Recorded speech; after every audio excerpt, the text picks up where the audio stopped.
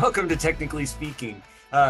Mark and I have been having conversations around something which doesn't seem like it would have a direct application on technology companies, but it does.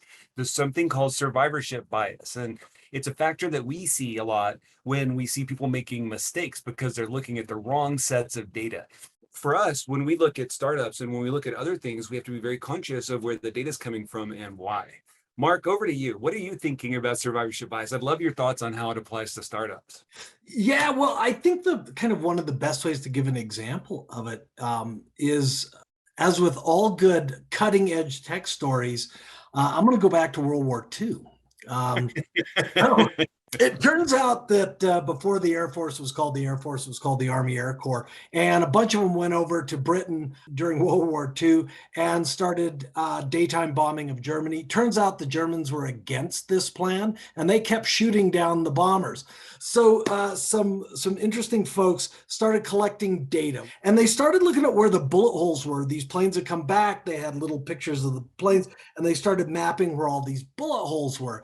And clear patterns started to emerge, wingtips and tails. And the idea was that if you put armor, you can't armor the whole airplane or it can't take off, right?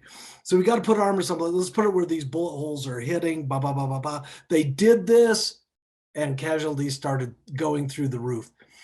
They took their data to this group that had the best marketing name in history. They were called the Statistical Research Group. Isn't that like the most boring thing ever? But anyway, there was a gentleman called Abraham Vald, and Abraham got looking at the data that the government was bringing in. The government was saying, hey, where's the flaw in our data? And very quickly he surmised that actually you need to put the armor where there are no bullet holes. And their point was like, no, sir, you don't understand. We spent hundreds of man hours counting bullet holes and drawing them on little maps and everything. Those legitimately are where the bullet holes are. And he goes, no, you don't understand. You're counting bullet holes on the planes that made it back. Yeah. And so obviously, if you have bullet holes in the plane and you made it back for someone to get their clipboard and draw little pictures on, it means you can fly a plane with a bullet hole there. So I don't need to protect there. So this is a case where you collect the data and then kind of do opposite to what is intuitive, because you're only looking at the survivors. Your sample space is probably the opposite of what you're trying to do. Another example, 1987, some sadistic, psychotic research student decided to do a research project on cats that fell from buildings. But it turns out what he found was that if the cat fell from more than 6 stories, they were actually more likely to survive.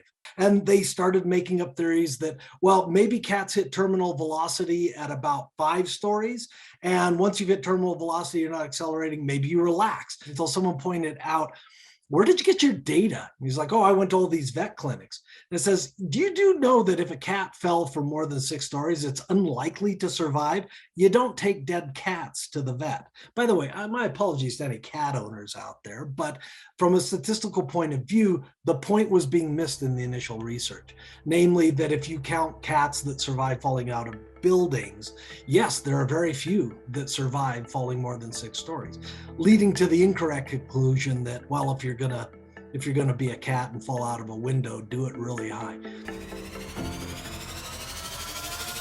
This is a perfect example of survivorship bias and people drawing the completely opposite conclusion. Again, I'm not going to say their name, but they say, we have compiled inside stories of 10 most successful startups today. They all began with a simple idea, and look where they are now.